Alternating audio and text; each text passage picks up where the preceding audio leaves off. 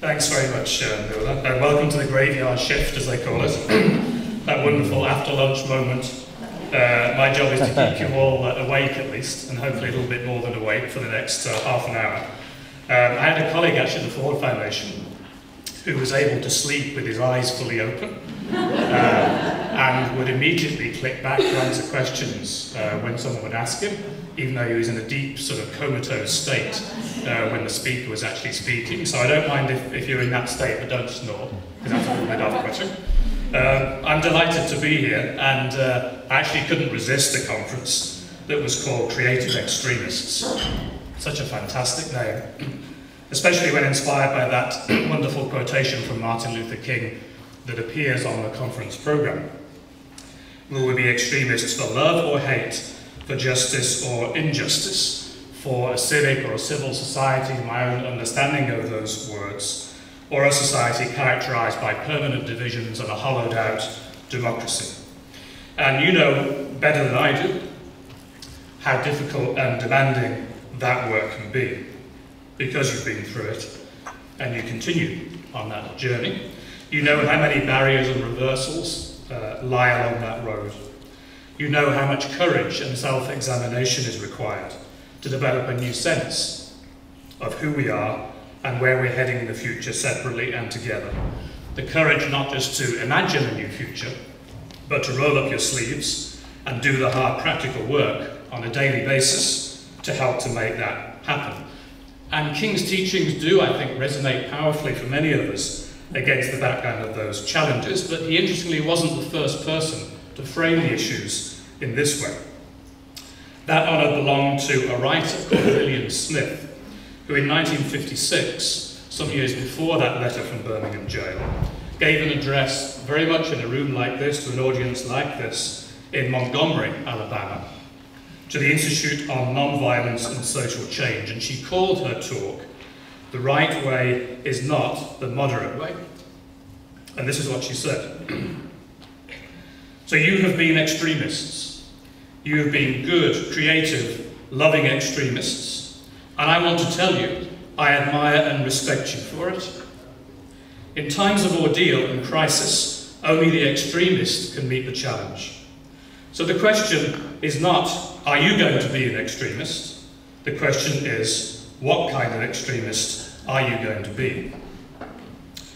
King then used her insights in that fantastic letter he wrote from Birmingham jail, also in Alabama, where he said, quote, "Here I stand.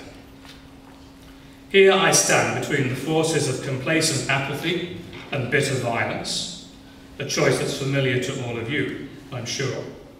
And the choice he made was, in his own words, "I choose middle-of-the-road extremism.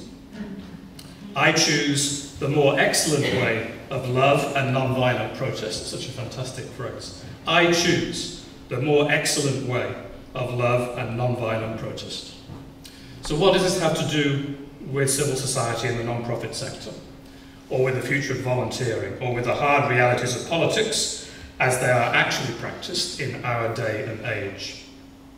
Well, over the next 30 minutes, I hope to show you that King's teachings provide the key that unlocks the civil society puzzle.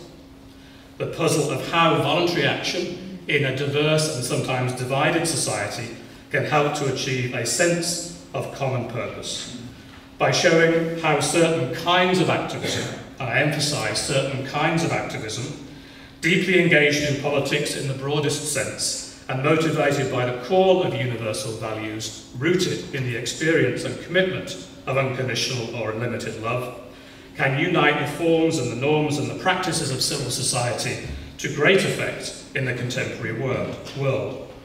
Now, when most people hear the word civil society, they automatically think of the third sector, right, or the non-profit sector, and there's nothing wrong with that. Volunteers, voluntary organisations are the most visible and obvious manifestations of civil society, and they do play an incredibly important role. We know that here in Northern Ireland and everywhere actually, where they're allowed to express themselves, not just through service delivery, but through advocacy and community organising and the promotion of new ideas and social innovations. But as we now know from research and experience from around the world, the secret to success does not lie in the number of volunteers, or the size of the third sector as such, or in the amount of non-profit services we deliver, or in the number of jobs we create in social enterprises. If those things were accurate indicators of success at the broad level, then the United States will be right at the top of the national rankings, and not the country with the highest rates of income inequality, incarceration and violent deaths in the industrialised world, some of the lowest standards of health, well-being and life expectancy, and conditions near to gridlock in its political system.